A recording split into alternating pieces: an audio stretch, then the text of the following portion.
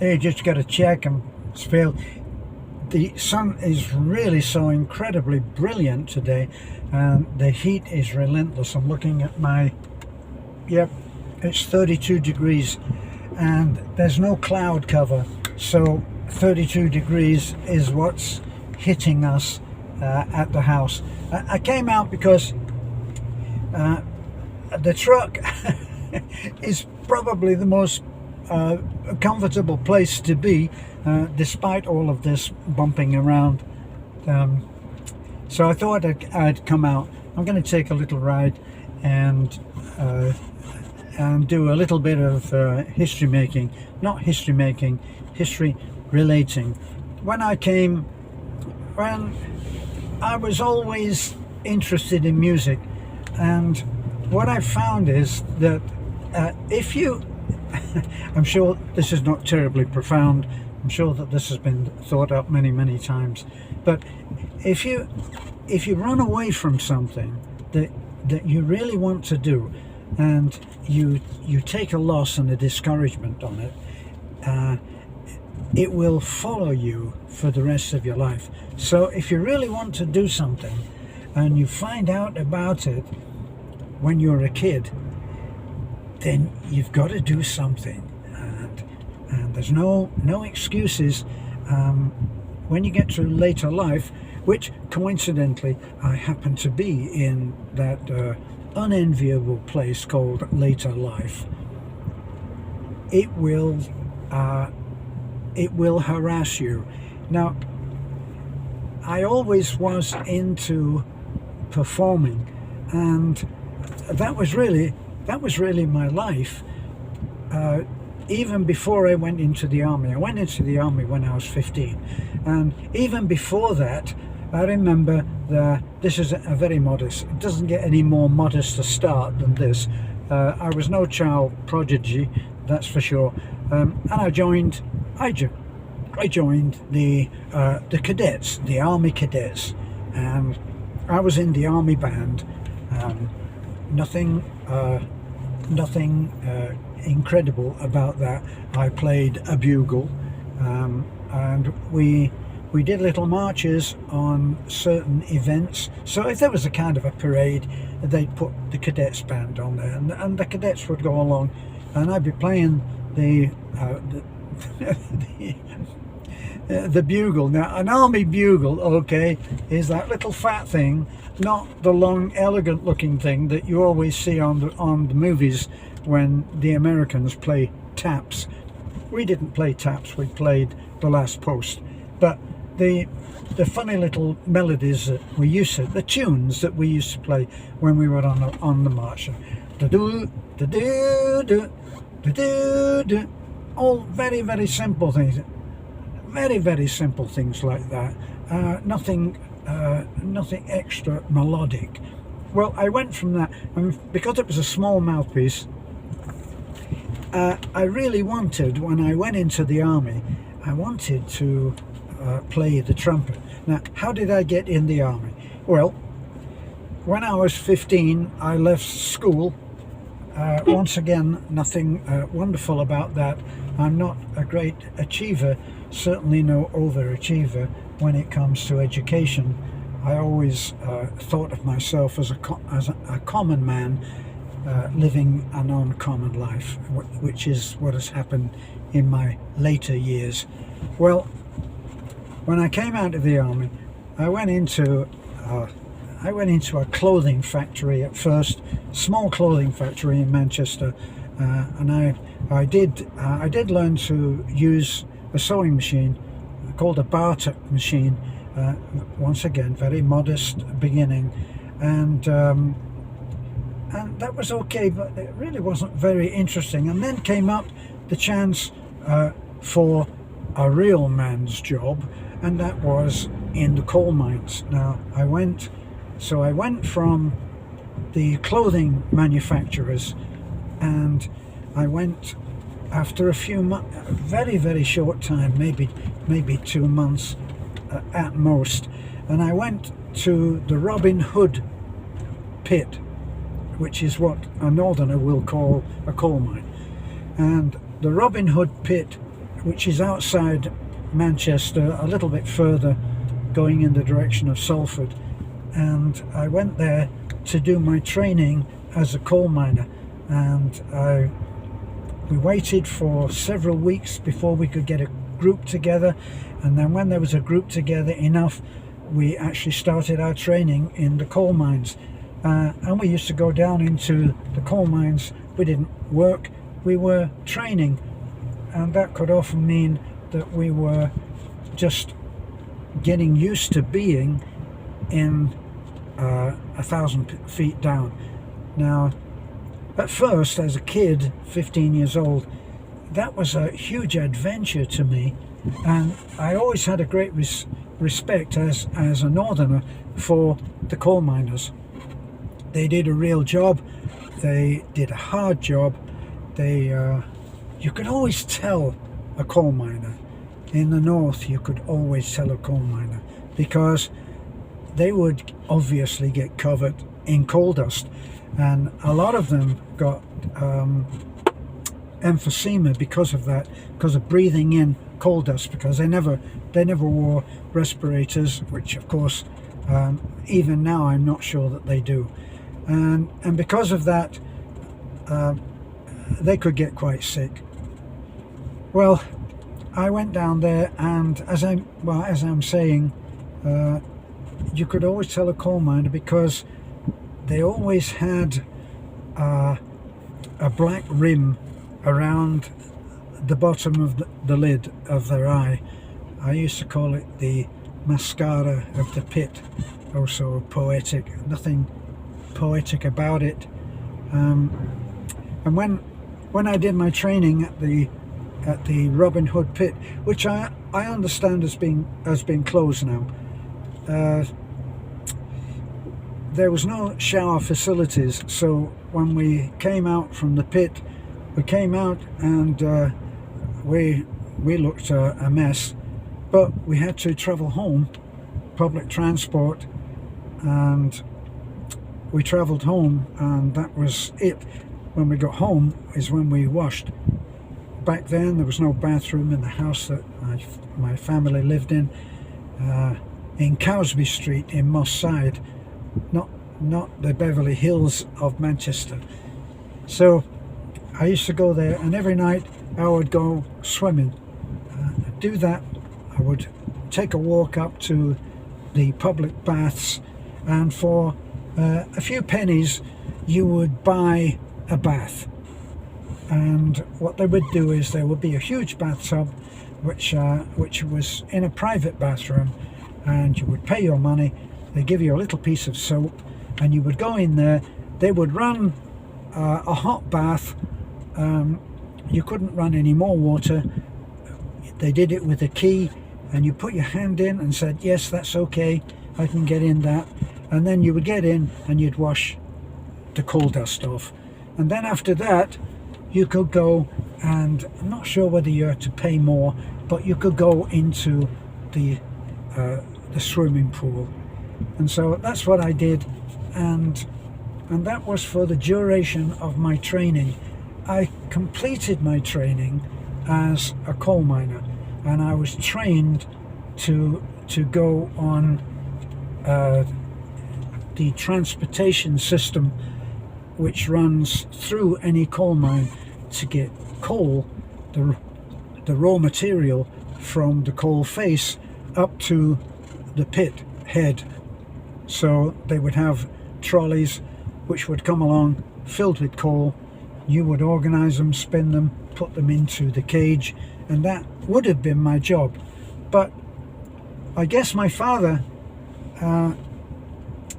not like him to be so proactive, but quietly he had seen an ad being run by the bandmaster of the Argyll and Sutherland Highlanders military band, and they were advertising for youngsters to go in and full train, no musical ability or experience was needed, and they would train you to play an instrument. And so he wrote away, and the bandmaster very happily wrote back, It wasn't easy to get kids to go into the army back then, but at 15 you could go into the army. How things have changed. So that would be child labour, wouldn't it?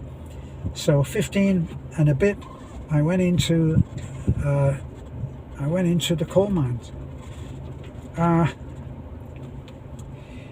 did my training. Sorry, I'm getting a little bit mixed up ahead of myself. I'm trying to concentrate not to go off the road. Still doing four-wheel driving down to the road, as you can probably see by the shaking about. So from the coal mines, I went into the army at 15 and a half. And what I didn't know when I signed on for 6 years, I signed on for 6 years.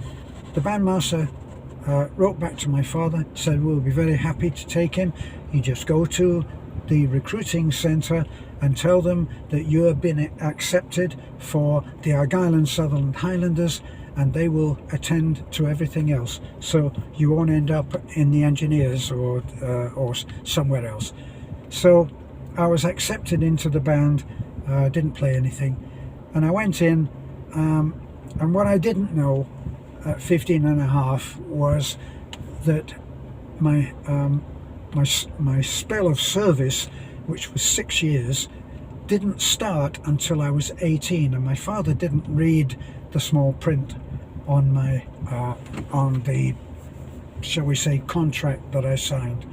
So I was actually in for 8.5 years, and at 16 I was in Berlin on my 16th birthday.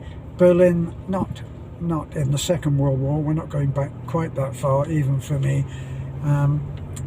That was obviously in the British sector of Berlin.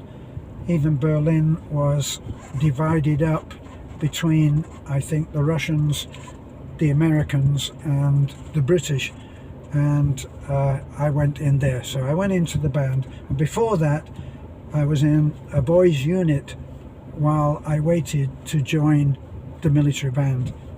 Well, I really wanted to play the trumpet because I was already familiar with the bugle, which is a small mouthpiece, same as a trumpet, very similar. And so I communicated to the band leader, the band master as it would be, and I told him I want to play the trumpet. I didn't realise then that you don't tell anybody in the army what you want, they tell you what they want. He wrote back and said, we don't have any vacancies for a trumpet, so no extra trumpet players are needed, so we don't want you to play the trumpet. We are assigning you to the euphonium. Oh my God, the euphonium? I thought, no, that's not. He didn't realise who he was talking to. I'd been to see, what was his name? Calvert, Eddie Calvert, the man with the golden trumpet. I wasn't going to play the euphonium, for God's sake. So I immediately communicated back and said, I don't want to play the euphonium. And in this little boys' kind of a holding unit for boy soldiers who were going to various regiments, the kids in that some of them had been in brass bands, and they said, right, yeah, you should play the trombone, the tenor trombone. Don't play the bass trombone, play the tenor trombone. So I wrote back straight away saying, can I play the tenor trombone? Which the band leader said, yes, you can. So started my life on the tenor trombone, which brings me back full circle in saying that which you run away from during your life will chase you as you run away from it. It will follow you. The trombone, I have played the trombone on and off all of my life since I was 15 years old, and even though I don't think it was the right instrument from me, it did turn out to be something that was completely natural. And I didn't really, even though I did work very hard at playing the trombone, I really got into it in time. And during that 8 years, I did work quite hard. During that 8.5 years, I also went to the Military School of Music, which is Kneller Hall. And at Kneller Hall, even though I never thought very highly of some of the bands of the army, Kneller Hall was top line tuition. And I had a professor of trombone who was a brilliant man. His name was Professor Bill Teske, and he was the principal trombone of the BBC Symphony Orchestra. He used to get me excuse me, he used to get me these free tickets, and I used to go up to the BBC in London, and I would watch, listen, see these concerts with the BBC Symphony Orchestra. And this was very formative for me. Now, it was also very disappointing because Professor Teske gave me a terrible hard time. He expected the earth from me, and it was only later that I realized that that was because he thought that I had talent. And toward the end of the year that I was at Kneller Hall, he said, I can get you, if you can get out of the army, I can get you a scholarship at the Royal College of Music in London, which was the prestigious college. Now, I was a fool in many ways back then, because when I left the army eventually, I should have got in touch with Mr. Teske and asked him if he could still get me into the college. All that he would have done would be to get me an audition, because in the end it's how you play and whether you are deemed to be talented in order to be given a scholarship. Well, I didn't do that. When I came out of the army, I went straight to London. Well, not straight to London. I did sorry, just looking at someone who might be about to step in front of the truck. I went on a summer season, and I worked with a band called the Crackerjacks. We're not talking now about world famous bands, okay? I make no claims on things like that. I was a working musician. I was a top 40 hit parade musician. That's what I did. I covered in the band that I was in for the most time, which was 7 years. In the band that I was in, that was on the road, I was in that for 7 years or a little bit more, and we covered, we did functions, we played some of the very big venues in that. We played at what is it? We played at the Royal Festival Hall, played at the London Palladium. I played in the band that backed Tom Jones at one point. I was in the Playhouse, the BBC Playhouse, which was on the Thames, and I was there for 2 years doing live broadcasts with a band called Bob Miller and the Milliman, right? But Ray McVeigh was the band that I spent 7 years in on the road,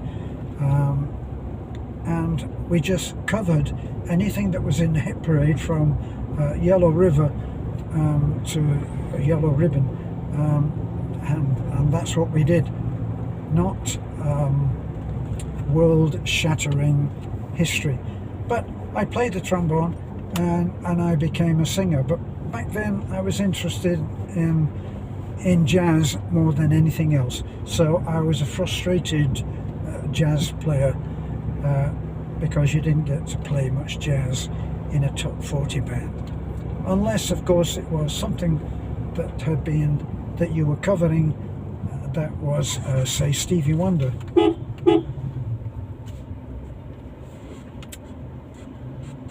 Now we've got someone who is indicating to go left, but he's stuck on the right hand side of the road. So that's kind of covers up to now, which is about what I'd said about once you run away from someone. So my interest was in comedy.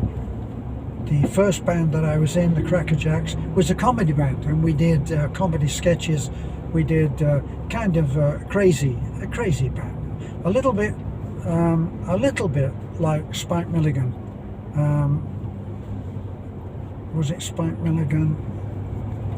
There was an American band. Some of these bands, I'm not terribly good with names, especially now that I'm nearly 83 years old. The memory is not a quality that you retain when you start to get on into later years, which I've said I'm there. So I used to love doing all of that. Now, when I was there in London, when I came out of the army, after my summer season, I went to London, and London was I didn't realise to quite a degree that I do now, but it was an exciting place to be. You could do almost anything in London. You could learn things. You could go to see incredible artists. I actually started my first job when I got to London was I did a 17 or 18 week season with Bertram Mills Circus, and I worked in the band. I was in the circus band, and back then I was very, very tempted to go on the road with the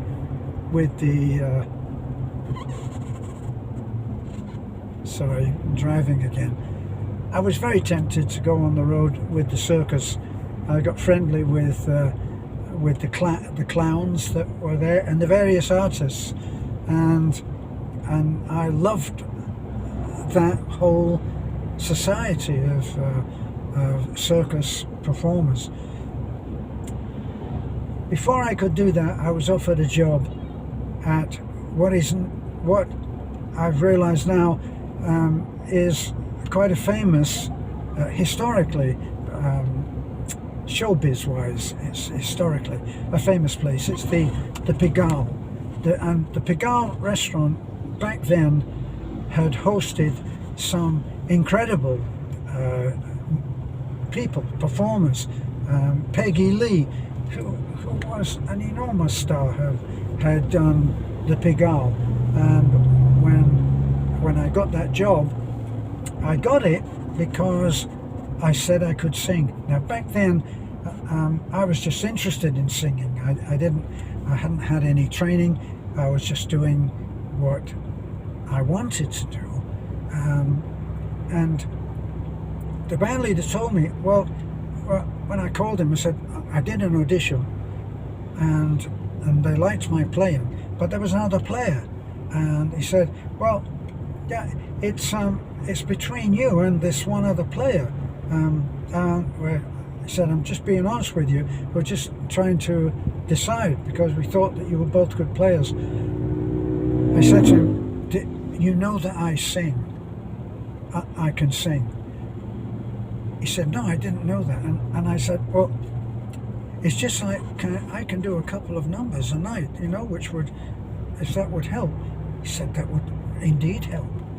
And so I landed myself with the responsibility and the commitment to sing, which I didn't think that was going to be such a big deal. I'd been to a couple of jazz clubs in London, and I'd worked some gigs. What I didn't know was the reputation of the Pigalle. And when I got there, my first night, I'm looking out on this audience, and that was when it's all very old-fashioned. Like we're talking now about a long time ago, the 60s, and so we're on stage, and we're sitting behind music stands. We're all seated behind music stands, and the band leader turned to me and said, "Would you like to do one of your songs now?" And I was terrified, because it was a huge place compared to what I'd been accustomed to, and what I thought it was going to be was a huge shock to me. What could I do? I told him that I could sing, so I had to get up. So there were two songs that I thought that I could sing. A Nightingale Sang in Berkeley Square and Autumn Leaves. And those were two songs. Oh no, Foggy Day, A Foggy Day. And they're kind of middle tempo things. Do do do dee, do do do dee. That would be Foggy Day.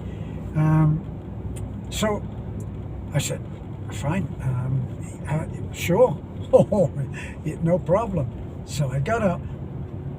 You don't understand that then it was all tables set out everywhere, and when I got up, I thought, oh my God, they look like tombstones. So I go up to the mic, and the band leader does an intro. He does an intro on the song that I'm going to sing, Foggy Day, and it's one of those old-fashioned mics that look like it was something out of Star Wars, and I started singing, and nothing came out. No sound came out. And what had happened was the technician that was on the soundboard, which was off to the right of the stage, hadn't turned the mic on. So I had to leave the microphone and walk off the stage to the right and tap the guy on the shoulder and say, "Could you turn the mic on?" Oh, okay, sure. So I walk back again, get back to the microphone. Away he goes on the 4 bars intro, and off I start singing, "A foggy day, nothing comes out." He still hasn't turned the microphone. I walk off the stage again, and I say, "Could you turn the microphone on?" "Ah, yeah. Oh, okay, you're on microphone 2.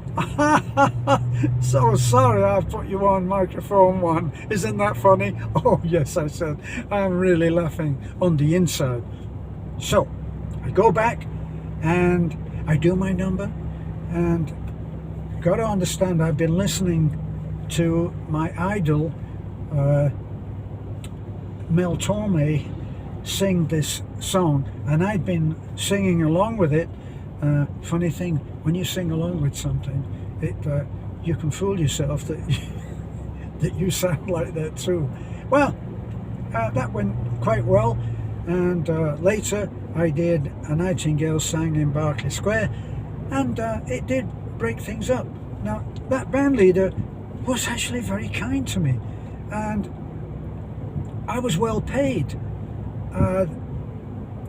We used to do a show every night as well, where we played for an organised, choreographed show with lots of showgirls and all of that. So that was every night. Now, the band leader actually said to me, "You know, why don't you, if you like, you can come up to my place in Golders Green. Why don't you come up to my place and we'll rehearse some songs, get you some more songs, and help you with your keys and things." I realise that now, of course, I realise that was a huge offer. I mentioned it to the trumpet player. I said, you know, Jack has offered. I told him what he'd offered, and he said, you know, you're actually pretty lucky, because he's not inviting anybody else in the band up to his house to help them on their keys. Now, this is the problem then that happened, and this changed everything. And it's funny how you can actually go into something and then one thing happens that changes everything. And what happened was, I was offered a job at the Eve Club, and the Eve Club is not well known at all, not like the Pigalle, but the Eve Club had the reputation of being the hardest job in clubland, the hardest show to play. The band leader was the arranger, and he had pretty high standards of what he expected this small band to play. So it was trumpet, trombone, saxophone, bass, piano and drums. And the owner of the club, his wife was a former ballet dancer, and so she had great musical demands to make on Ivan, the band leader, and Ivan gave them everything that they want, and we did really complicated arrangements that were really challenging, and it was terrific experience. So I kind of got taken off what was a really good track for me to be on, because had I gone up and done the rehearsals in Golders Green with the bandleader Jack, he would have helped me with my singing, which actually I was really interested in getting on with, and I didn't, so that's the end of that. I was interested more in singing than playing the trombone. So even then I was kind of running away from the trombone, and in a way I still am, because I don't own a trombone now, which is a shame. But that's the way that life goes sometimes, and the things that you run away from end up running after you the whole time. And people would, if they compared me with trombone playing, which they would like my playing, they wouldn't want me to give that up to be a singer, because that wasn't their preference. So that's all for me. Probably gone on far too long, but then subscribers have been saying that our videos are too short. I think I've sort of handled that one right now. Bye for now. I'll be back.